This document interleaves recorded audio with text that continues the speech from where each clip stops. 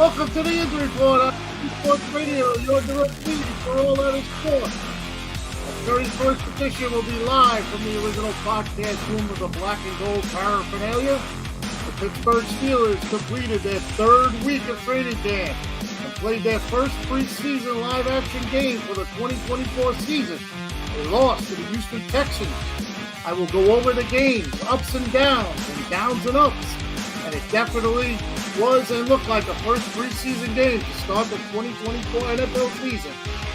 Mike Tomlin's thoughts will tell you the story on this game. Hashtag, here we go. The Pittsburgh Pirates have cleared the deck of winning baseball games heading into tonight's game. The Buccos are on an 8-game losing streak. Yikes and double yikes, the season with much promise, being led by our Bucco Big Three, as deemed here on the Yinzer Report, has turned out to be a treasure of rotten gold. I do believe there will be some hearty boos for our manager and a possible walking of the plank from season's end. What's even worse to me is a report that came out about phenom pitcher Paul Skeens. This report, has given shown facts that all is true or will happen with our must-appointment-watch TV phenom Paul Skeens for the rest of the MLB season. The Pitt Panthers are gearing up for the 120th season of college football, 10th under coach Pat Narduzzi, and their first home game coming up on August 31st versus Kent State. We'll give you a summary of the Pitt Panthers and a preview of their upcoming 2024 schedule, with games being played versus the Atlantic Coast Football Conference, in which Coach Narduzzi is preaching toughness. I have a football trivia question to all of you out there to think about. Let's see who my football fanatics out there are. And the answer is not the Pittsburgh Steelers. Well, Steel City, please come join me on my 31st episode. That's live on the Yinzer Report on IE Sports Radio. Your direct feed for all that is sports. Let's go!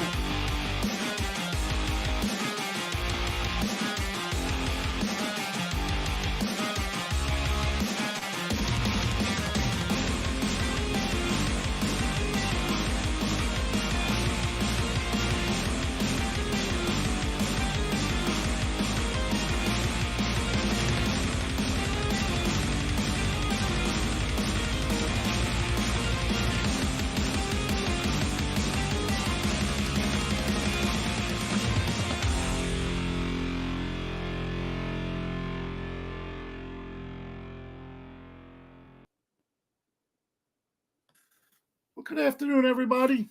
This is Ralph Calise, the host of the Yinzer Report on IE Sports Radio, your direct feed for all that is sports.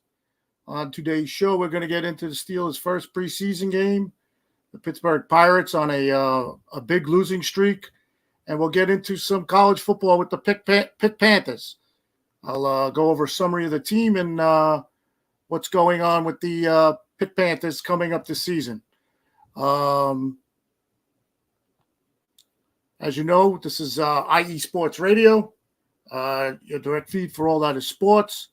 IE Sports Radio has been around now for 10 years, and it's giving you contents of different types of sports and shows on IE Sports Radio.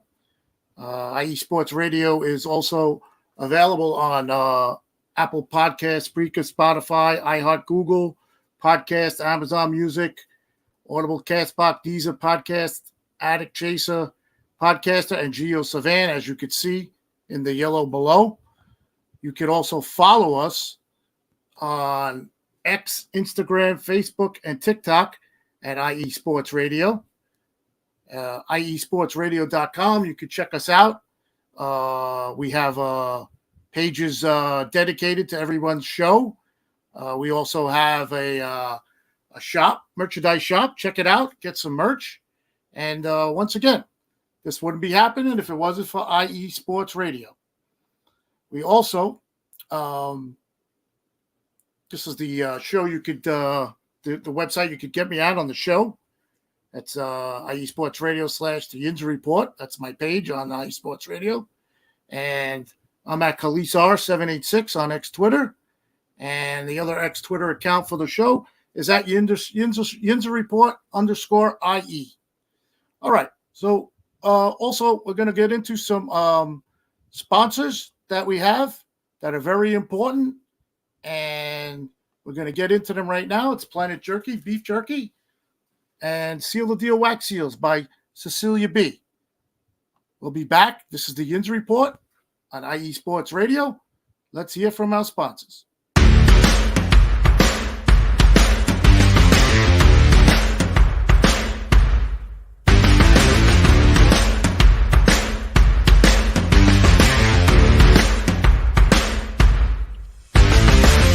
IE Sports Radio fans, this show is brought to you by Planet Jerky Premium Brisket Beef Jerky. Planet Jerky is the official jerky of the 2022 California League champion Lake Elsinore Storm, Single A affiliate of the San Diego Padres. This all brisket jerky has gluten-free options, contains no MSG, no sodium nitrate, is low in sugar, and high in protein. Go to their website at planetjerky.net and follow them on Instagram at Planet Jerky. Planet Jerky, the jerky that's on a whole other planet.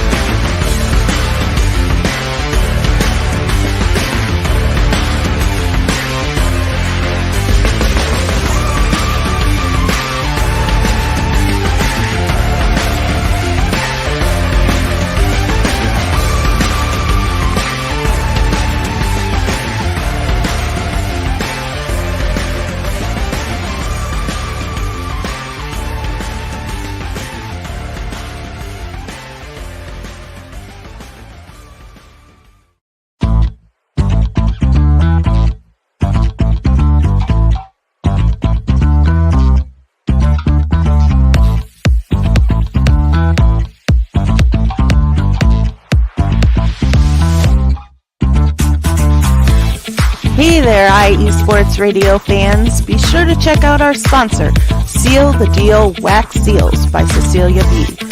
You just finished your very own wedding or baby shower invitations and you're looking for that extra special touch? Maybe you just wrote a letter to a relative or a friend and you want to add to their smile when they receive it. Then seal the deal with Cecilia's handmade sealing wax stamps for your invitations, letters, and gifts. You bring the deal, we'll bring the seal. You can find them on Instagram at sealthedeal_wax stamps and on Facebook, Seal the Deal Wax Seals.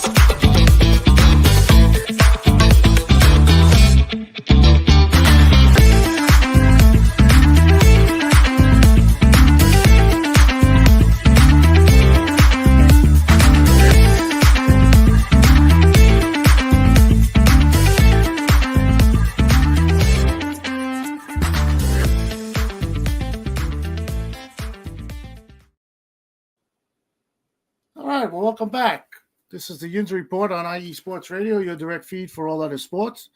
I am Ralph Calise, your host, and let's get into some Pittsburgh sports. We'll start off with the Pittsburgh Steelers, who had their first preseason game this past week, and they had a 20-12 loss to the 20-14 loss to the Houston Texans. And the way I judge preseason games is I go by what the coach says after the game. So we're going to get into Mike Tomlin's assessment first of how the game went, and we'll get into that. So Mike Tomlin assessment of this game was very vague and very to the point. So he started out by saying that there was a lot of self-inflicted wounds following the 20-14 loss to Houston in the preseason opener. Mike Tomlin was quick to address disappointment in the outcome of the game. He said, "We work hard to have the results we had tonight, so it's disappointing. But the key for the team is how they respond next week when they take on the Buffalo Bills with a joint practice before that game.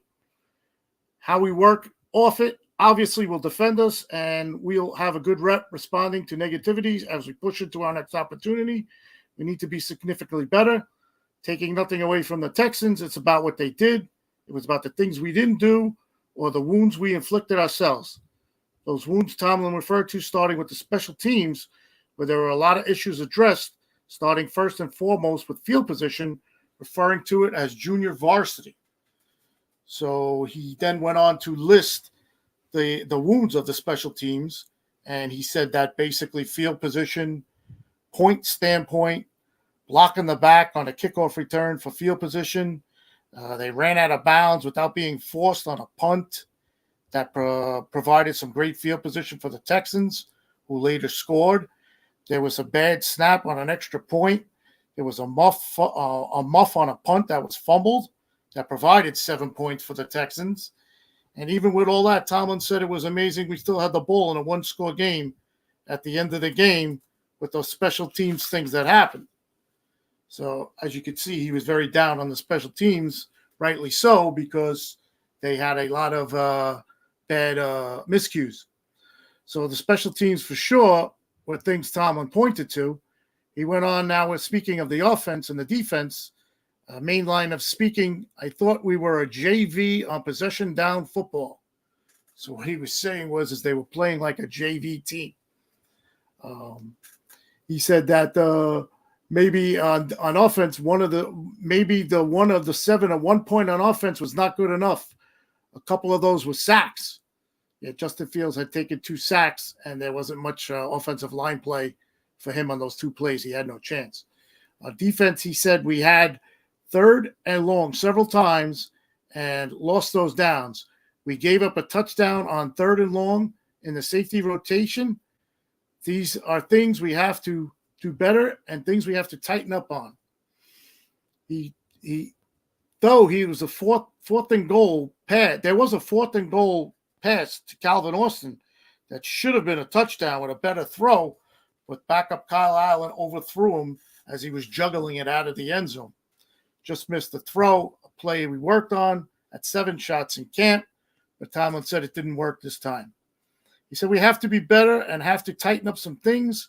We had a guy open, we didn't finish it. 2 bad exchanges from center to quarterback. That was Nate Herdbig was under center for the time Justin Fields was in the game. And between the 2 of them, they came up with 2 bad snaps in the first 3 drives. Rhythm, timing, and those mistakes killing momentum of each drive, whether he's talking about the fumbled snaps. Tomlin, those are some examples of the self-inflicted wounds kind of characterized our night. We will assess them, learn from it, roll up our sleeves, and get back to work this week. So, Tomlin, he'll work on those things. All right, so that was what, like I said, that was Mike Tomlin's assessment. And like I say, I go by what the coach says after the games, because he's playing mostly backups there. Although some of the Steelers starters did play on offense, as far as like lineman Broderick Jones played, and they had the rookie Troy Fontenot play. He actually got hurt in the game, something with his leg, but it's not that serious. But this week in camp, he was walking around with a compression brace on his leg. So I'll give a summary of some of the players that were in the game, that who did good and who stood out and who didn't. So we'll start off, of course, with Justin Fields, who was the starter. He played 3 series. He was 5 of 6 with 67 yards. He blamed himself for not corralling the snaps, saying, I have to be on the same page, knowing my center. I know I will adjust. So that's basically, you can see what he's saying there. Nate Herdbig was the center, chosen by Mike Tomlin to start the first preseason game. So it didn't seem like they were on the same page with the 2 missed fumbled snaps. Our offense is a rhythm. We move the ball well, just can't have fumbled snaps. They kill the whole drive. I did like our rhythm of things. We were in and out of the huddle fast and felt good on an overall. So the Steelers offense did have some rhythm, as you could see with new Arthur Smith coach. They had some nice running plays. They did gain some yards. They just couldn't score. A lot of play action, a lot of tight end use, an Arthur Smith staple. And there's work to be done. Other players who stood out was Corey Trice. He played it's a cornerback, junior. He was the guy who was injured last year. He's a cornerback. He didn't play last year because of an injury. He played 18 snaps. They had him as a 76.9 coverage grade. He had -2 yards allowed in coverage, and he had 1 tackle for a loss. So he played a pretty good game. Zach Frazier, the rookie center, came in for Nate Herbig. He played 19 snaps. Where the ball was passed and did not allow when the ball was passed, he did not allow one single pressure on any of those 19 snaps. Respectfully speaking, let's not see Herbig under center unless he's needed in an emergency. That was a little comment I put in there because Zach Frazier had a great game, and he's a rookie. So we'll see what happens. Maybe he'll start at the beginning of the year. Jonathan Ward, a running back. He was an undrafted free agent for the Steelers. He showed speed. He displayed through camp. He had a 20-yard run down the left sideline, had 25 yards in the first half, executed a perfect chip block on a 5-yard screen, resulting in a first down. He created himself as a versatile player for the Steelers with additional value on kick and punt returns. Coverage units, Ward did a bit of everything in this game, which is a big boost to his status of sticking around. So we'll keep an eye on Jonathan Ward, the running back who had a pretty good game. Montavious Adams on the defense, a nose tackle. He taking every snaps after Keanu Benton had left with an eye injury. He batted down a pass. He had a sack on Davis Mills. He was ripping through blocks to make both plays. He would be in the mix for the Steelers' backup this year at nose tackle if he keeps playing like this.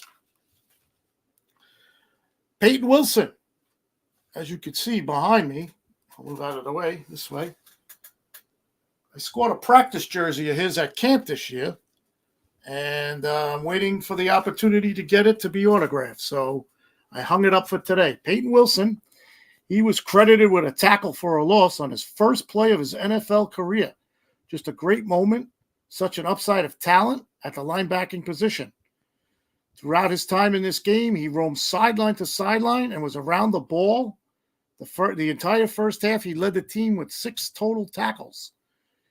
After the first 30 minutes, that was after the first 30 minutes. He also had some work on special teams. So he had a really good game for the Steelers. DeMarvin Leal, who came into camp 20 pounds lighter this year with some muscle. He is a D lineman / outside linebacker. He slimmed down, like I said, and Leal continued his ascend this summer.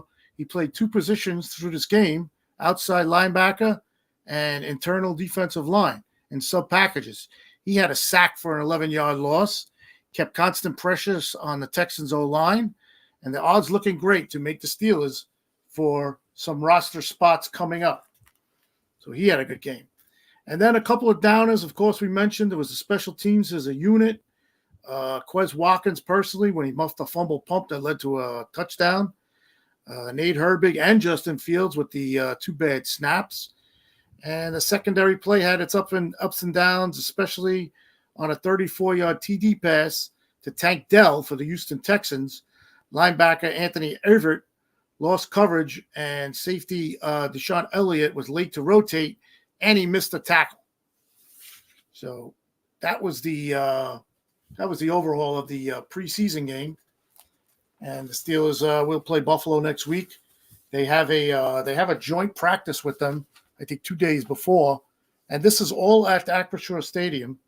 So the joint practice will be at Acrisure Stadium, and the game, of course, will be at Acrisure Stadium for the Steelers. So that will be their second preseason game, and the boys are getting ready in camp this week. And also out there for the Steelers is this Brandon Ayuk trade that has been hovering over the Steelers for the past 2 weeks. Before I came on, I was reading where the trade is in the works and it's close to being done. It's just a matter of John Lynch, I guess, picking up the phone and calling the Steelers and saying yes to the deal.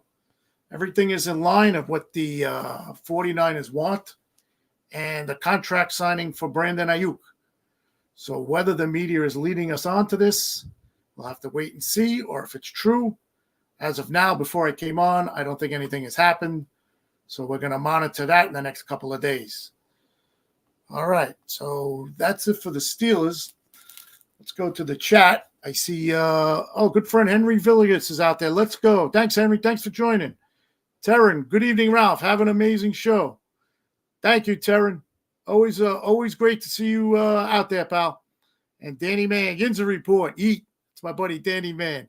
And Adam Karnick, another trade. Yeah, I don't know what's going on with that. I just will have to see what happens. All right, so let's take a break. This is the Yinzer report on IE Sports Radio, your direct feed for all that is sports. We're going to take a break. And when I get back, we're going to get into some Pirates baseball that's really been bad. All right. Once again, we'll be right back after this.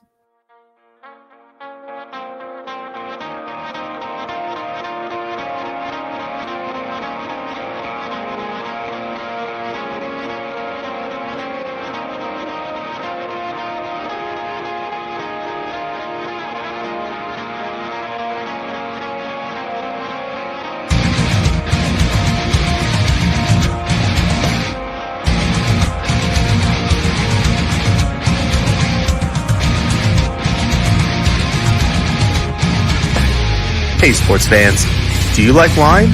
Well, we've got the show for you. This is Let's Wine About Sports, a show where we talk about wine and sports simultaneously.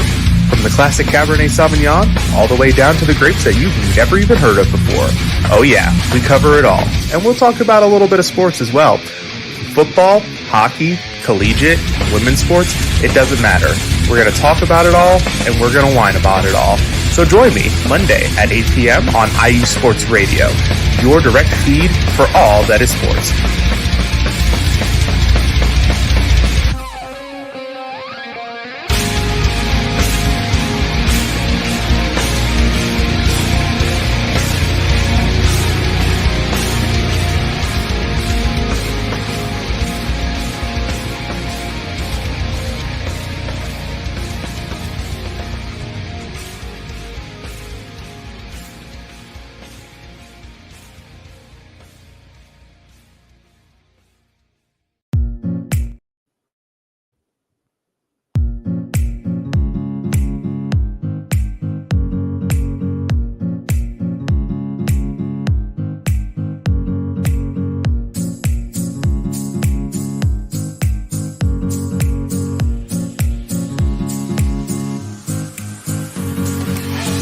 Sports fans, are you looking for a sports show that maybe isn't 100% about sports?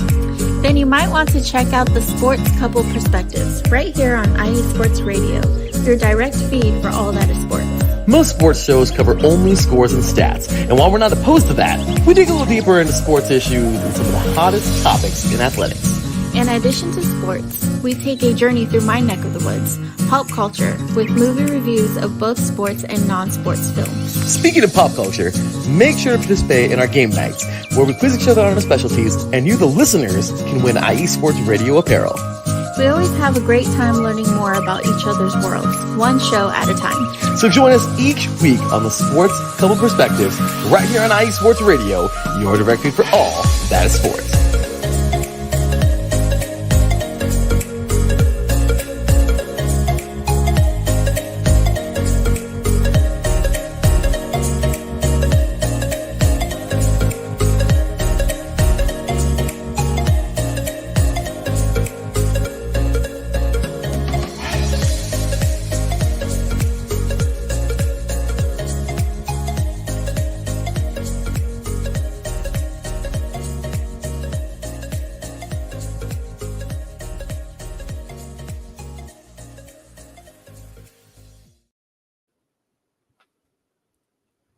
All right. Welcome back. This is the Yinzer Report on IE Sports Radio, your direct feed for all that is sports. Let's get into the Pittsburgh Pirates. The Pirates are right now on an 8-game losing streak. Oh, boy. So the Pirates right now are 56-62. They've dropped to last place in the NL Central They are 6 games behind the last wild card spot, and they have 6 teams ahead of them to try to get to the last wild card spot. They're on an 8-game losing streak, which started at home last week versus Arizona. They got swept at home against San Diego in the last series of the in Pittsburgh, 3 versus San Diego, and then they went out to the West Coast. They lost 3 in a row to the Dodgers, and they lost one. They lost last night again to San Diego. The bullpen. Let's go over from last week. The bullpen has lost 5 of the 7 games. 5 out of the 8 games that they lost in a row here. And remember, last week I brought up the point with Connor Holderman that he had lost his last 3 games in a row. Well, you can add another one onto that because before he went on the IL with a wrist injury, he lost his 4th game in a row coming out of the bullpen.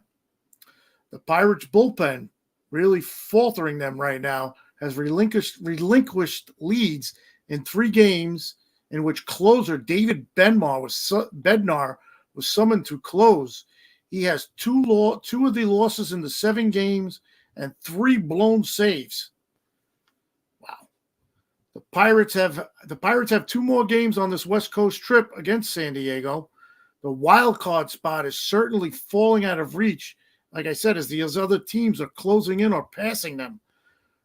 Passing the Buccos. I don't see any positive cheers for this Derek Shelton-led team. Derek Shelton has completely let us Pirate fans down, mismanaging the team in a number of varieties in this losing streak.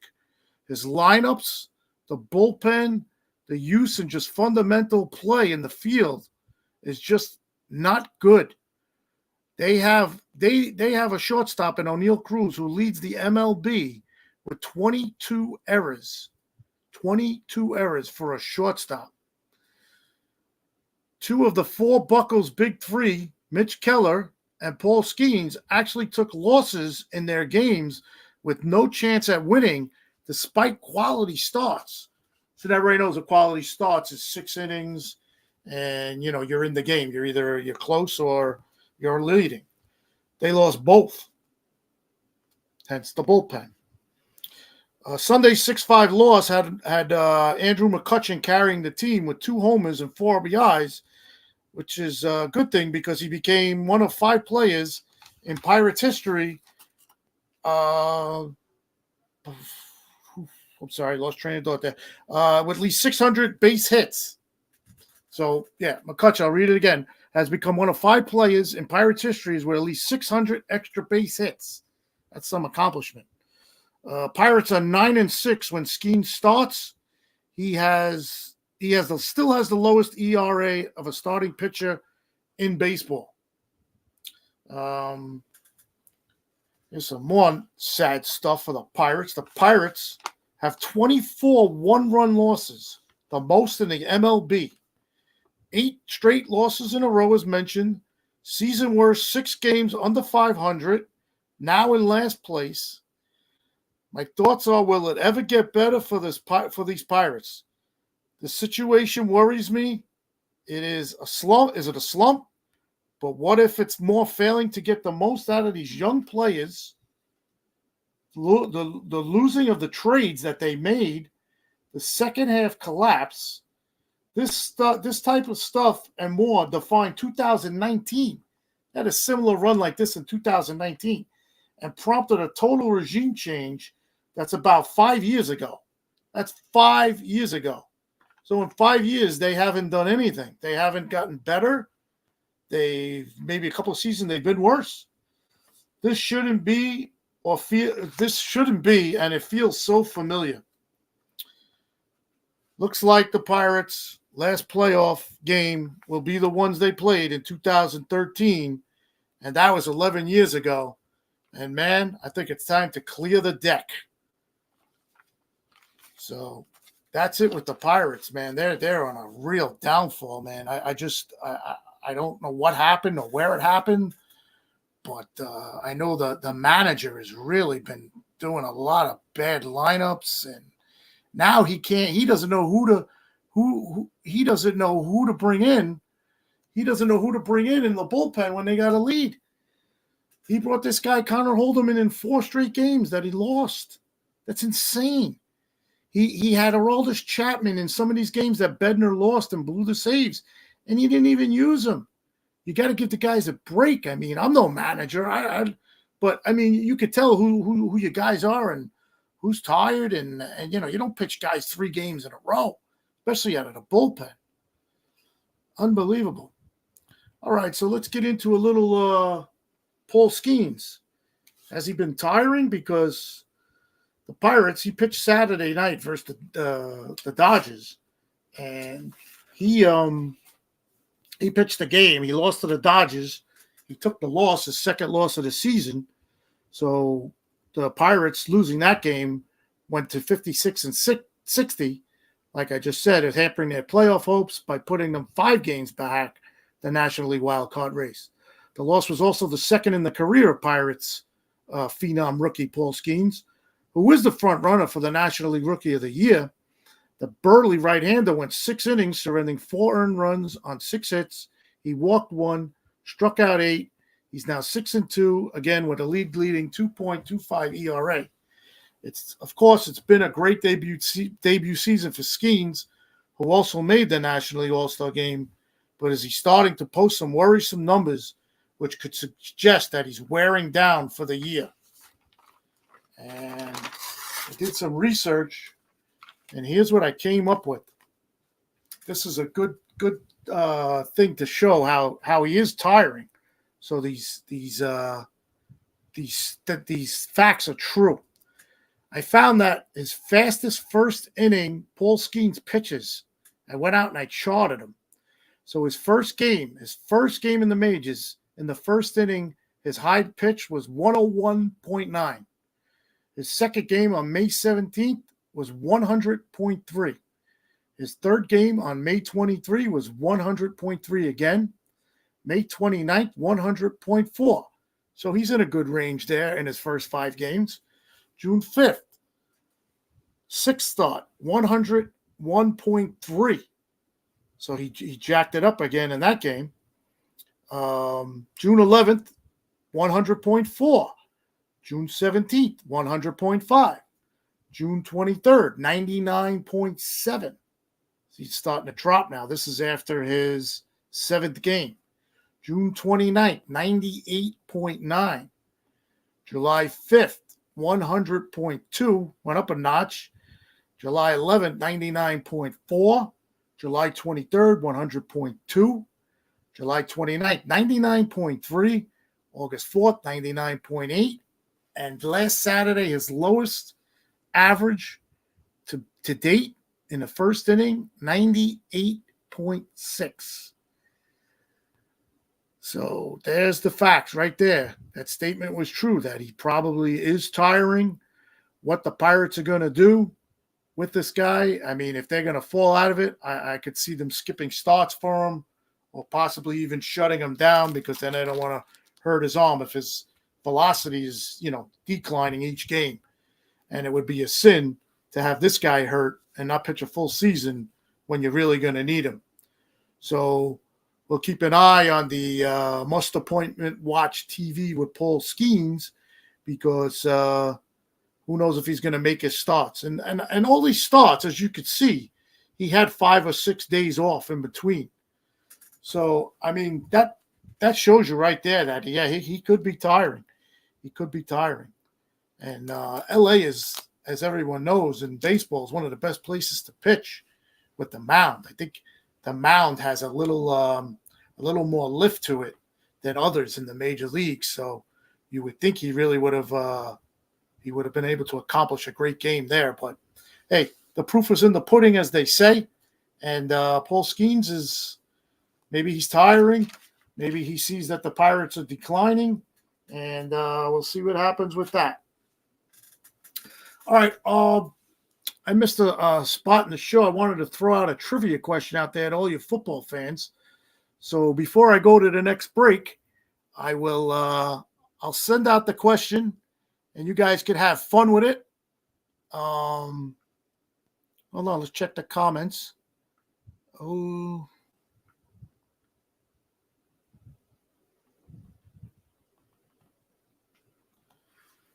We got Big Lion Cat, 646. Big boy Calise in the house. Hey, Patty, what's up, man? How you doing, buddy? Marcus Los Great. Salute. Yes, sir. Salute. I don't have a crispy white tee on. I love that prop. Big Lion Cat, you should apply to manage the Pirates, big boy. Put me in, coach. Yeah, I agree with you there. They need a manager. Adam Karnick, time for ownership to seriously invest. Oh, yeah. I think they should clean house. And Big Lion Cat, my answer is toilet paper. That's Big Lion Cat, by the way, is one of my former workers I used to work with. As you know, I'm retired now. And we used to badger each other back and forth. He has his own show, too, on a live podcast. He does comic books. He's a great guy. Check out his show, Big Lion Cat 646 on Instagram if you're into comics. All right, so let's take a break. And this is the Yinzer Report on IE Sports Radio, your direct feed for all that is sports. When I get back, we're going to get into some college football. This will honestly be my first time talking Pitt football on this Yinzer Report show. All right, so this is the Yinzer Report on IE Sports Radio, your direct feed for all that is sports. We'll be right back. What's up, sports fans? You're listening to IE Sports Radio, your direct feed for all that is sports. I'm your favorite West Coast Wisconsinite, Bernie Bango, and if you're a cheesehead, come listen to my show, Big Cheese Sports, where we road trip around America's Dairyland, previewing, reviewing, predicting, debating, and digging into all that is Wisconsin sports at the college and pro levels. Join me on IE Sports Radio, Sundays at 1 p.m. Central Standard. Bernie out.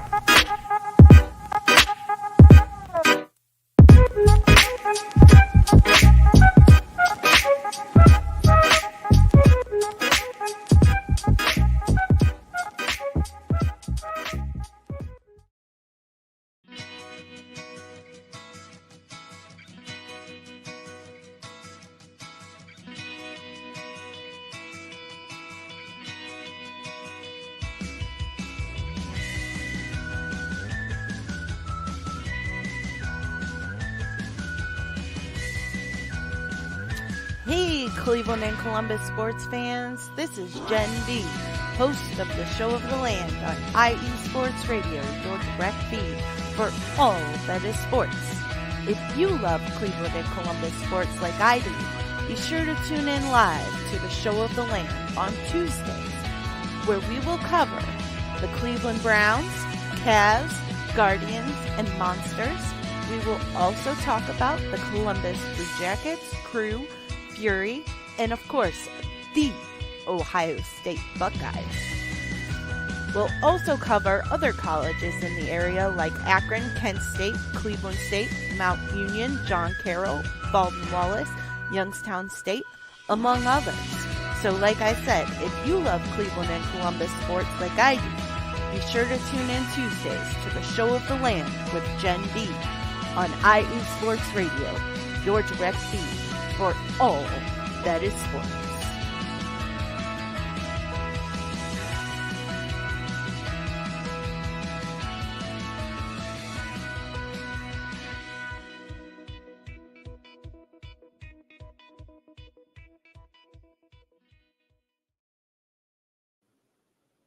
All right, welcome back. This is the Yinzer Report on IE Sports Radio, your direct feed for all that is sports.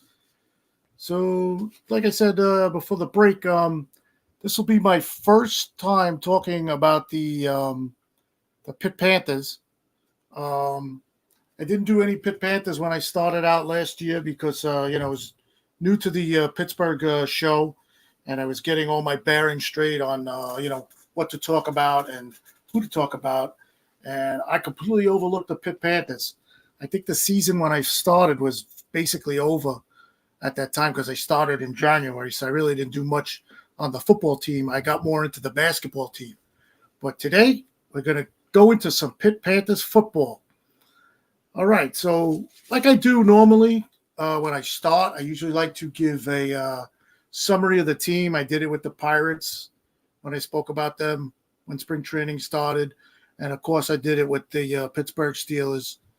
So we'll give a little summary of Pitt Panther football. The Panthers football program is a college football team of the University of Pittsburgh, often referred to as Pitt. In Pittsburgh, Pennsylvania, traditionally the most popular sport at the university, Pitt football has played the highest level of American college football competition, now termed the NCAA Division I football. Since the beginning of the school's official sport sponsorship of sport in 1890, Pitt competes as a member of the Atlantic Coast Conference. That's the ACC. Pitt has claimed 9 national championships, including 2, 1937-1976 from a major wire service. AP poll and coaches poll is among the top 20 FBS college football programs in terms of all wins. Its teams have featured many coaches and players notable throughout the history of college football, including among all schools the 12th most College Football Hall of Fame inductees, which is 7, the 8th most consensus All-Americans, and the 4th most Pro Football Hall of Fame inductees. The Panthers are coached by Pat Narduzzi. Pitt plays its home games, of course, at Acrisure Stadium, formerly known as Heinz Field, which they share with the National Football League Pittsburgh Steelers, and utilize the University of Pittsburgh Medical Center Sports Performance Complex as their practice facility. The Panthers have played 120 seasons, and that's 1905 to 2024. That's 1,363 games, and their overall record is 761, 560 losses, and 42 ties. 42 ties, of course, before the came in with the rules for the overtime. They have a Heisman Trophy winner, Tony Dorsett.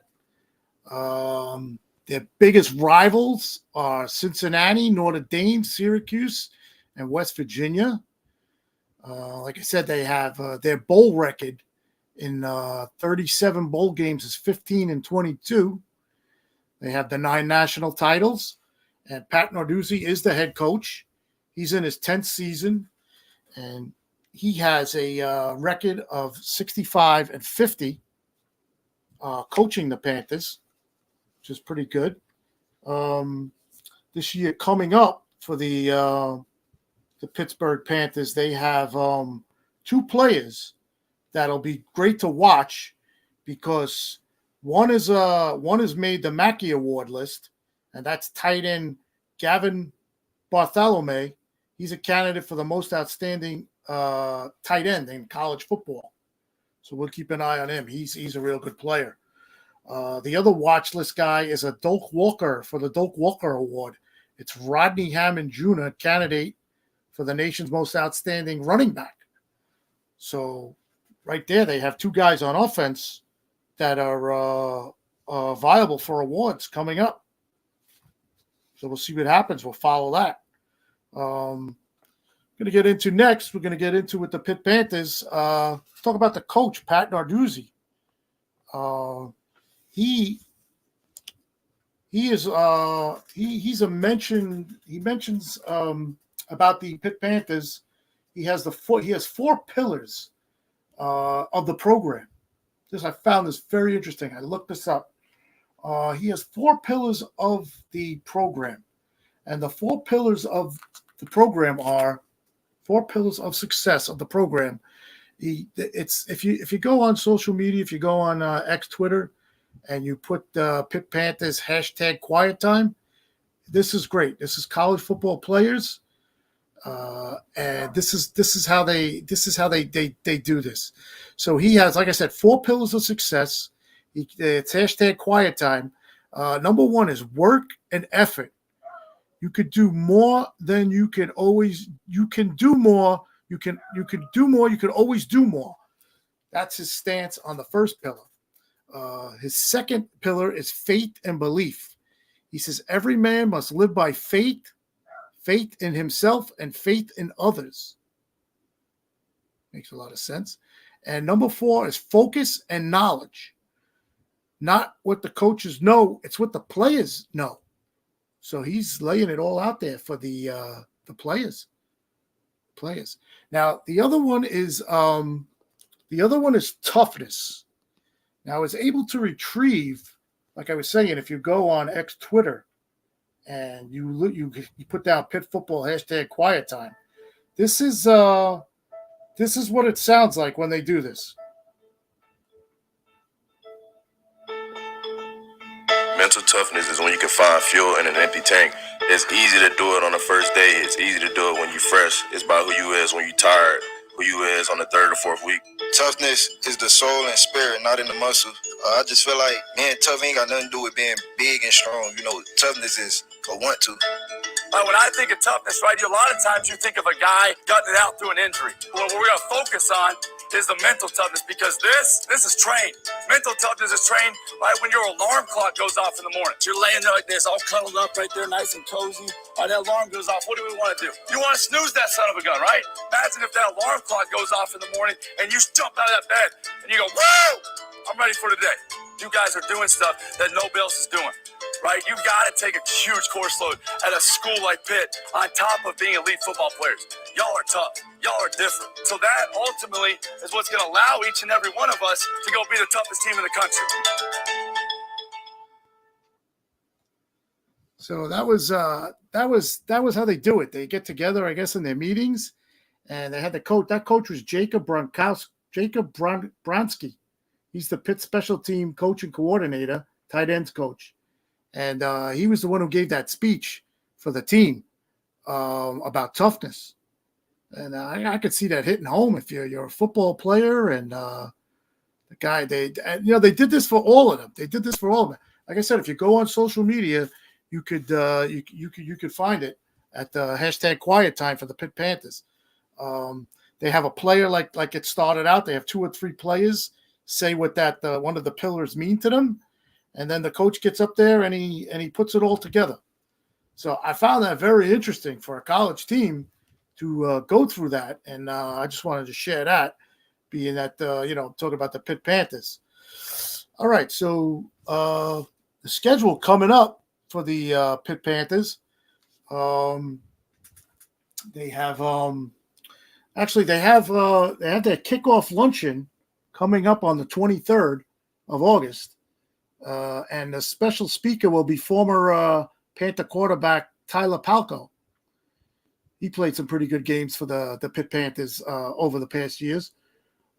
They have a Football Hall of Fame inductee, Larry Fitzgerald. Everybody knows Larry Fitzgerald. He played for the Cardinals. He's going to be inducted into the Panthers Hall of Fame and maybe the College Hall of Fame. And they're actually one of the games on October 24th. They're having a bobblehead night, and they're calling it Fritzburg. Everything that ends in Berg sounds great to me. All right, so their schedule, like I said, under Pat Narduzzi, will start on August 31st. They are at home at Acrisure Stadium. It'll be against Kent State. So that's an out-of-division game. Their second game will be September 14th. It'll be West Virginia, which is a rivalry game, ACC game. October 5th will be the next game. It'll be at UNC. That's an ACC game on the road. Like I said, October 24th will be Fritzburg night, the bobblehead for Larry Fitzgerald. They're playing Syracuse in Pittsburgh. And that, from what I know from watching college football, that's always been a great rivalry, and it still is.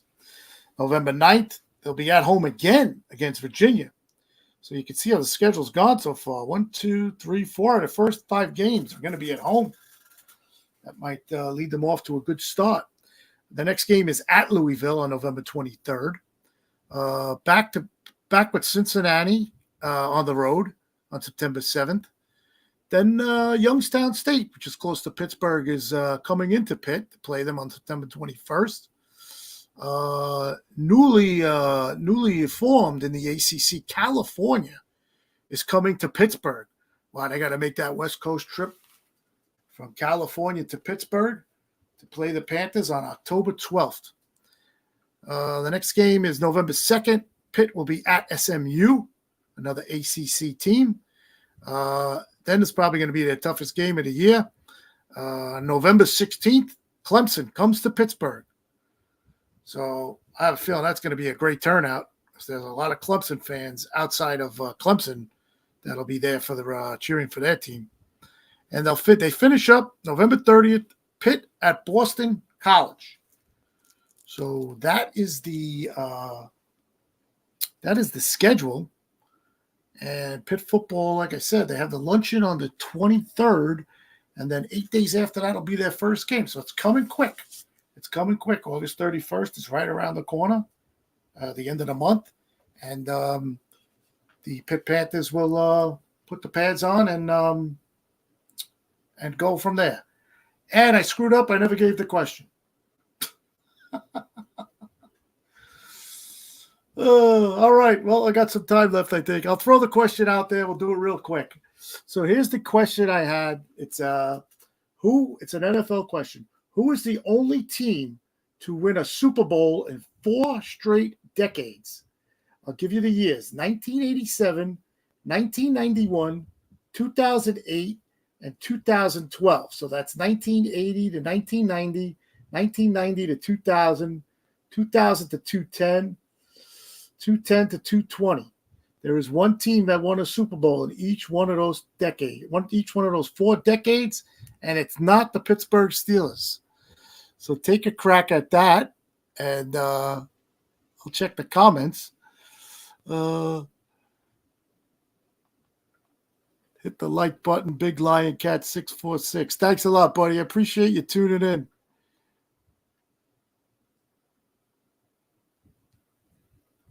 Get the Pirates. Let's go, Mets. Yeah, he's a Met fan, so he's a. Oh, Adam Carmick. 8. Question is that all? Those are rookie numbers. Yeah, I guess he's commenting on Paul Skeens, and Paul Skeens is they're rookie numbers, but they're I'm telling you, they're awesome rookie. Oh, we got a winner. The New York Giants, Larry B. My man, Larry B, you got it. The New York Giants. I did not know this. I was out with my friend the other day. We had lunch, and he's always popping these questions on me. And he hit this. He hit me with this one the other day, and I guessed 5 different. I guessed 5 wrong teams when I did it. It is the New York Giants. So 1987, they won a Super Bowl. 1991, they won a Super Bowl. 2008, they won a Super Bowl. And, of course, 2012 when they beat Tom Brady's, I believe, undefeated Patriots. I did not know it was the Giants. I guess the Niners, I think, was my first guess. My second guess was the Packers, because I was thinking way back, because he didn't give me the decades. He just said 4 straight decades. Yeah, I said the Niners, the Packers, and then I said it can't be the Patriots, and he said no, it's not the Patriots. So I said, all right, you got to give me a hint. Is it an NFC team or an AFC team? And he said NFC team, and I did the old go through each division, and then that's when the Giants came up. But that is the answer, the New York Giants. Larry B. got the answer. It's great. I love little football questions when you meet up with friends and they start throwing stuff out there to you. You know, it's not always about your team. It's about other teams and everything. So I figured I'd throw that out there. So, all right. So that's all I got for today.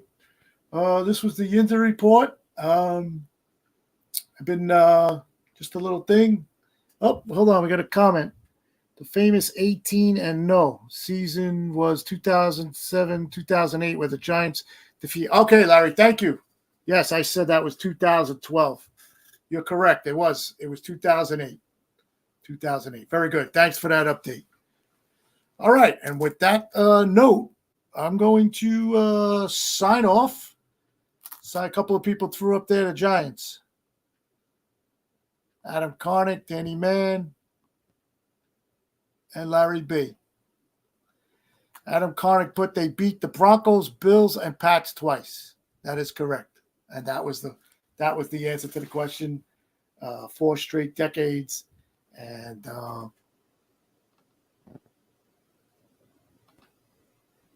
yes, that's right. 4 straight decades they won the Super Bowl. And like I said, that's it. This is the Yinzer Report on IE Sports Radio, your direct feed for all that is sports. Thank you, everyone, for tuning in today. It was a little different show today for me. I want to say I was on my own, but I had some help. And those who are out there who are helping me, I thank you for taking the time to help me. And we're going to give it a shot on our own next week. So thanks again. And we'll talk to you again. This is the Yinzer Report.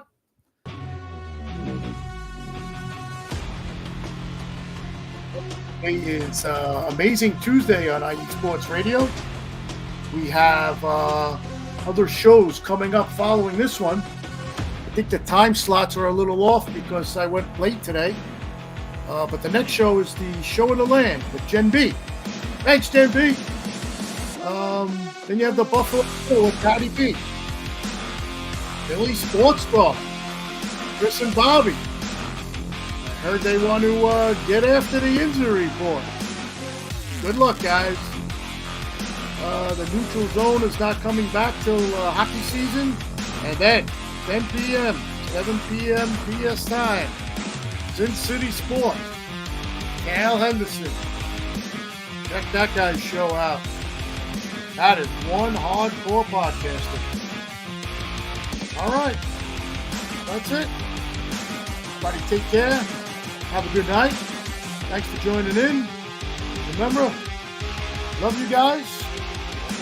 Thank you, Pittsburgh, for listening. And we'll see you next week.